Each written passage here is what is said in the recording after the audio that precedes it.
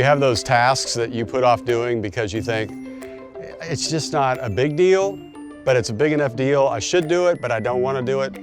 Maybe for you that's mowing the lawn, pulling weeds. Maybe it's something really, really small that would take you like 10 seconds to do, but you just don't want to mess with it. That's what they call task avoidance. A lot of us have that condition. I ran across these tweets the other day that I thought kind of summed up how a lot of us feel. Take a look at these. Doing laundry equals wash, dry, fold into neat piles, never put piles away, begin getting dressed from piles, knock piles over onto floor, repeat. How about this one? Just drank water out of a glass votive candle rather than clean a glass. This one sounds about right too. I thought about doing spring cleaning, but I decided it would be easier to move. You know, as silly as those examples are, I think we've all had a moment like that before.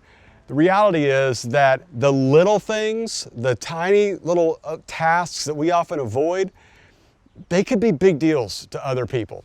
In fact, it could be a great way to bless somebody else. What we're going to talk about today is something that's going to require a little bit of a mentality shift for a lot of us, because it involves taking these seemingly small tasks and actually doing them, but doing them for somebody else. We've been in this series called Bless over the past few weeks, and if you've missed any of the episodes, you can go back and watch. But we've been talking about this idea of how to help somebody find and follow Jesus. I mean, Jesus tells us, I want you to go into all the world and tell them about me and teach them how I could change their lives. And I want you to follow me that way. Instead of us helping people find and follow Jesus, we kind of just get comfortable and just hope people will find and follow Jesus. I mean, that's what our pastors are supposed to do. That's what missionaries do, right? Or I'll just share a Bible verse on Facebook and that should do the trick. But really, Jesus has something far bigger in mind for us. So over these past few weeks, we've been trying to figure out how we bless somebody in our life. It starts with the letter B, which is begin with prayer. And we started by showing you this QR code that you can scan on right now, and you can enter somebody's name that you want to just start praying for. Somebody that's far from God that you want to help them take steps towards God. And we'll send you text reminders, just to you, not to them, to encourage you to pray for that individual. I signed up for that. I love it. I love that reminder when I get those texts that come through. The second one that we talked about was you have to listen to them, to actually hear what they're saying. Ask a few questions. Find out why that matters to them, why it bothers them, how you might be able to help. And then the third episode, we talked about you eat with somebody.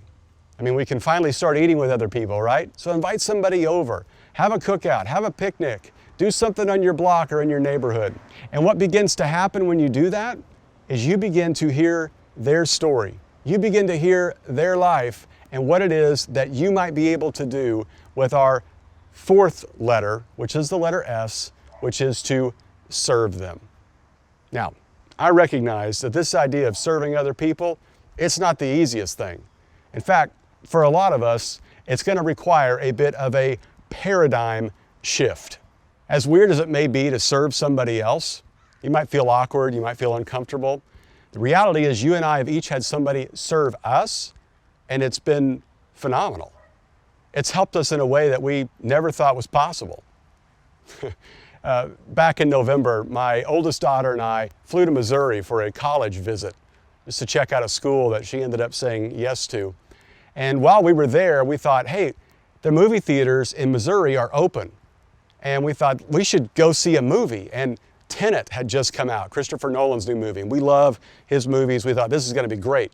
So we go to the theater. We're so excited about it. We're about 20 minutes into the movie, so we're incredibly confused. And I get a phone call from my wife, who's still back here in California.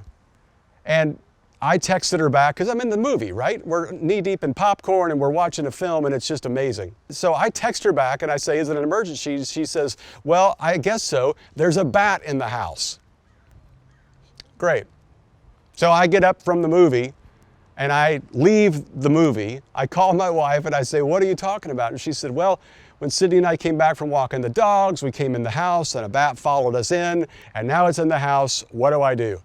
I said, well, I'm not sure. I mean, if I was there, because I'm Batman, I'd be able to call it out, but I'm not there. So she called the neighbors. And one of our neighbors came over with one of those long sticks you use to change a light bulb, one of those things. And he comes in looking for the bat, Eventually he picks up a towel and finds the bat and captures it, takes it outside and releases it. So no animals were harmed. Please, no emails, right? And I have never gotten over being grateful to that guy because I got to go back and watch the movie. And I think that's why I was so confused by Tenet, because I wasn't in there for the whole thing, right? But the reality is I'm so grateful for that guy because of what he did in my time of need.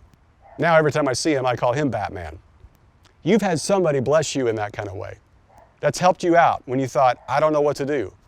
What if you could be that way for somebody else? In order to do that, we got to kind of have a bit of a paradigm shift how we view serving. In the year 1900, the field of physics had taken incredible strides forward. In fact, the science had made so much progress that there was a growing group of physicists that thought they had nearly exhausted its limits as a discipline.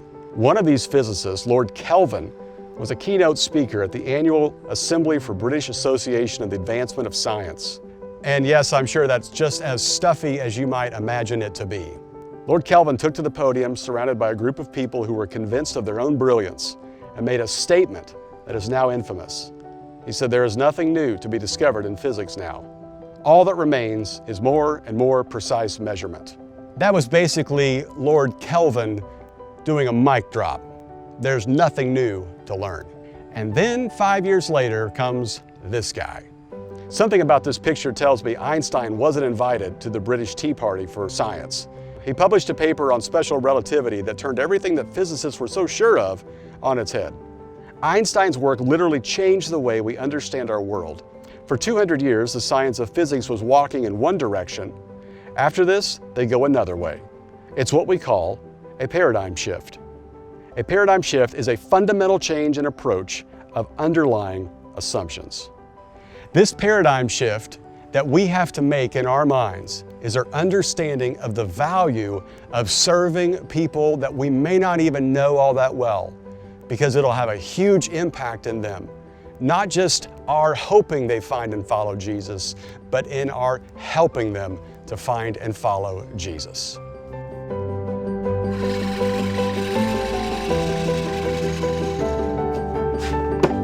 So today we're going to see Jesus take that paradigm of the more power you have, the more status you have, the more wealth you have, the better off you are, and he's going to totally flip that upside down.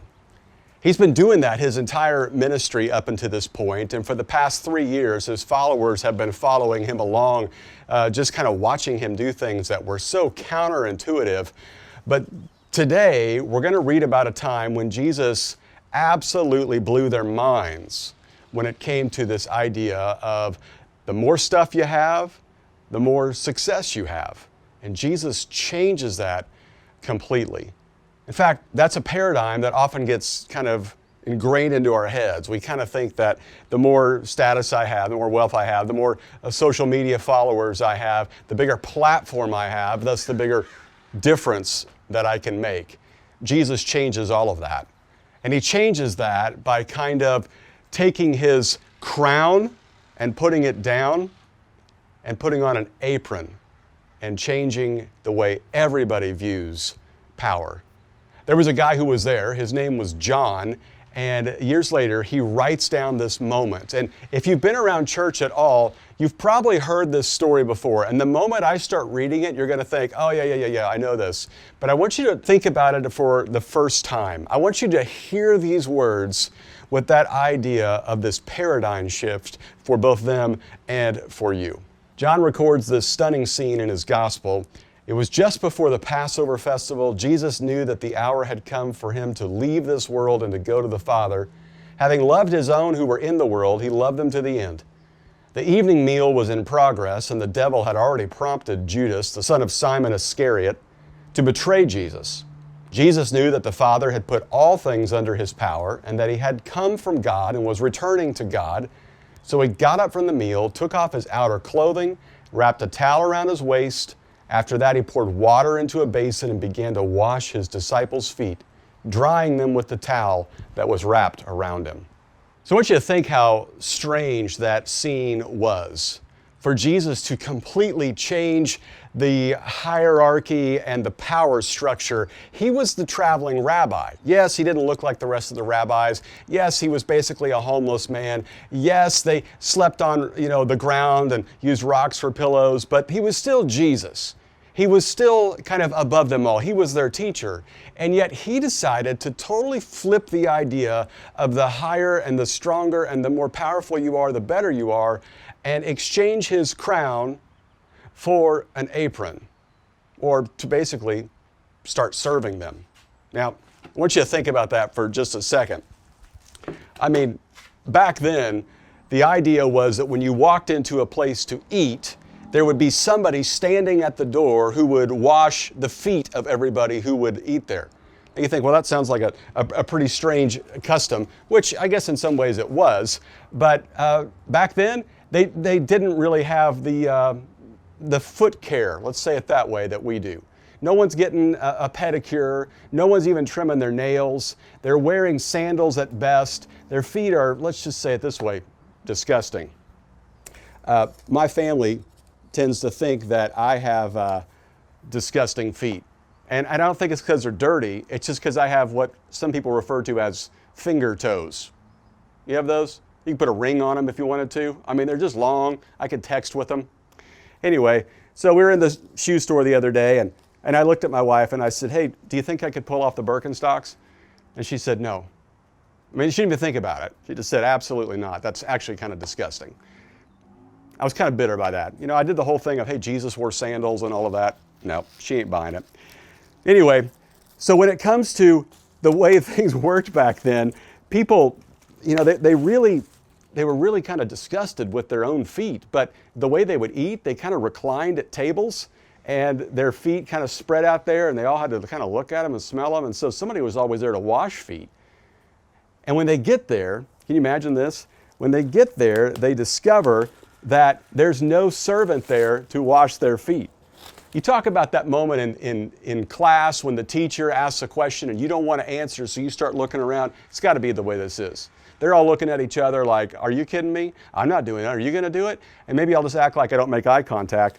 And then Jesus gets up, and Jesus takes his outer garment off, and he wraps himself in a towel, and he starts washing feet.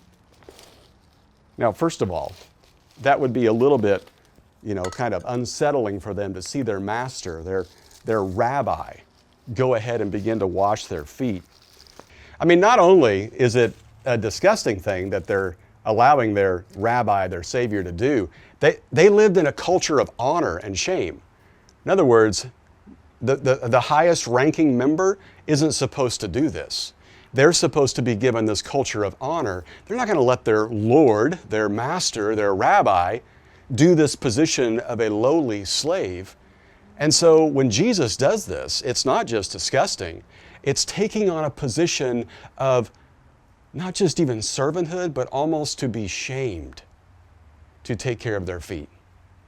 That's why one of the apostles, a guy by the name of Peter, responds this way. He came to Simon Peter, who said to him, Lord, are you going to wash my feet? Jesus replied, you do not realize now what I'm doing, but later you will understand. No, said Peter, you shall never wash my feet. I mean, Peter's basically reacting like a lot of us would if you had somebody over to your house. Let's say it's your boss.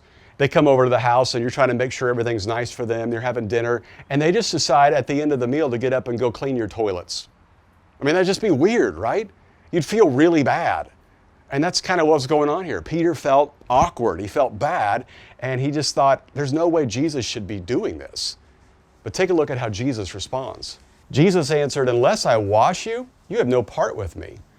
Then, Lord, Simon Peter replied, not just my feet, but my hands and my head as well. Jesus answered, those who have had a bath need only to wash their feet. Their whole body is clean, and you're clean, though not every one of you. Now, obviously, that last line Jesus gives there, though not every one of you, he's talking about Judas, who's about to betray him. And Peter doesn't know everything that's about to happen. He doesn't know the whole story like we do now. And so he's just kind of going above and beyond. Don't do it. Well, then wash all of me, that kind of thing. And Jesus says, actually, it's a little deeper than that. I'm trying to show you what it means to be part of my kingdom. And that is, We exchange our crown for an apron. We take the lowliest of positions. We sit in the worst seats. We give up our rights and privileges and our honor. And so Peter decides to go ahead and let him wash his feet. They all do. In fact, Jesus does this in such a way that they just think it's a foot washing thing and now they're going to eat. But actually, it's just setting them up for what's going to happen the next day. Because the seismic shift that Jesus is about to portray for them goes beyond just feet washing. And it goes to him being stripped and beaten and nailed to a cross with a crown of thorns on his head, being mocked by everybody, suspended between God and earth, naked and bleeding and dying. That's their rabbi. That's your Savior. That's our King. And he said, this is the way it works in my kingdom. We exchange our crown for an apron. When he'd finished washing their feet, he put on his clothes and he returned to his place. Do you understand what I've done for you? He asked them. You call me teacher and Lord, and rightly so, for that is what I am. Now that I, your Lord and teacher, have washed your feet, you also should wash one another's feet. I have set you an example that you should do as I have done for you. Very truly I tell you, no servant is greater than his master, nor is a messenger greater than the one who has sent him. Now that you know these things, you'll be blessed if you do them. So that's basically where Jesus drops the mic, right? You know, I've done this for you. Now I need you to do this for each other. And at this point, these disciples don't even like each other. I mean, there's actually some that hate each other because of the different backgrounds they come from. And Jesus is saying, in my kingdom, it's not about a hierarchy. It's not about the more powerful and mightier and you know, kind of your meteoric rise of your platform. It is about you serving those around you and you blessing them that way. And that's how you will be blessed as well. I mean, Jesus, he shakes it all up for these people because they were thinking one thing and Jesus does something entirely different, which is exactly what he tells us to do as well. That we're to try to find people that are in need and could be blessed, and we do the smallest of tasks, which might seem small to us, but will be huge for somebody else, and blesses them in a way that maybe they've never experienced. And it shows them the love of Jesus. And what he means by that is that we decide to take our crown and set it down. And then we decide to pick up an apron. In fact, take a look at what Jesus says. Instead, whoever wants to become great among you must be your servant, and whoever wants to be first must be your slave. Just as the Son of Man did not come to be served, but to serve, and to give his life as a ransom for many. So if you and I are going to be followers of Jesus, it means that our goal is not just to know a lot about Jesus. Our goal is to behave like Jesus. And that means we have to be willing to serve anyone and everyone. So throughout this series, we've been talking about what would that look like in your life for you to bless somebody else besides just yourself and those closest to you. What if you decided to start praying for people near you? And that's kind of step one. You begin with prayer. And if you haven't already, go ahead and sign up that person's name on the QR code that's on the screen right now. And we'll send you reminders just to say, hey, pray for this person today. And then that second step is you begin to listen to them and what's really going on in their life and how you might be able to help them, which leads to eating together, one of the easiest things to do. And now that we're able to come out of our houses and be around people, it's a great time to have those kind of events. But then when you get to that point where now that you've prayed for them, you've listened to them, you've spent some time with them, you probably know a need that they might have, which would be a great way to serve them. And can I tell you, this whole idea of serving somebody, it's really not something you put on your calendar and you say, okay, well, from 3:30 to 4, I'm going to go over and serve this person and then I'm done for the day. It's actually more of you serve as you go. You just find things that they might need and ways you could bless them. And it's small and it's simple, but every time you do that, you are exchanging your crown for an apron. Friends, if we're going to be on the mission of Jesus, to not just hope people find and follow Jesus, but actually help them find and follow Jesus, it's not about tracts, it's not about blasting people on social media, it's not about shaming them as we drive off to go to our churches. It's about praying for them, listening to them, eating with them, and serving them.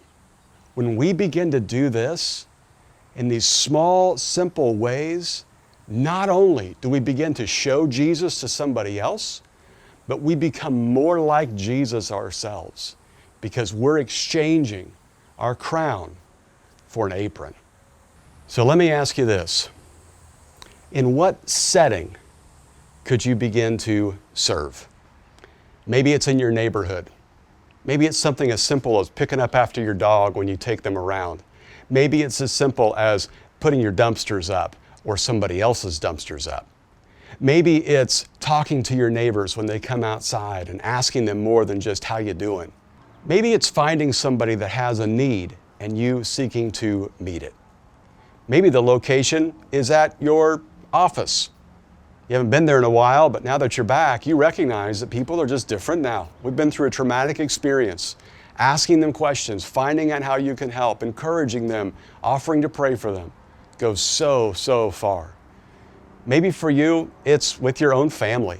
You've got people in your extended family that they desperately need a little bit of help from you, and you could serve them. And in each of these situations, every time that you or I serve them, we're taking off our crown and we're exchanging it for an apron. We're not worried about someone taking advantage of us because we've already given up our advantage. When we begin to do that, we not only begin to bless them, but we become more and more like Jesus. And when we do that, we're no longer just hoping people find and follow Jesus, we're actually helping them to do that. So let me challenge you. Don't just be that follower of Jesus in namesake. Don't just be the kind of Christian who shows up to church once in a while, who prays before a test or a doctor's visit, who asks God for a parking place when you're at the mall. Be the kind of Christian that looks like Jesus, that helps people out, that does things for them, no strings attached. And you're going to begin to discover, not only do you begin to show them Jesus, you begin to view life differently. And you move from hoping people will find and follow Jesus to actually helping them. You see, for the last 2,000 years, it's been that model of what Jesus did, of taking off the crown and putting on the apron and serving somebody, that's literally been changing the world. Back when Jesus washed these guys' feet, they didn't really like each other. They were even kind of a little bit questioning Jesus. And yet, because of what he did and because of his crucifixion and resurrection, it changed everything. These guys started caring for one another, and they started serving the people around them. And as a result, this little fledgling group of people that said they believed in Jesus became this massive movement called the church that literally turned the ancient world upside down. And I know it could happen again. But it starts when we decide to serve those and care for those and love those who God has placed in our lives.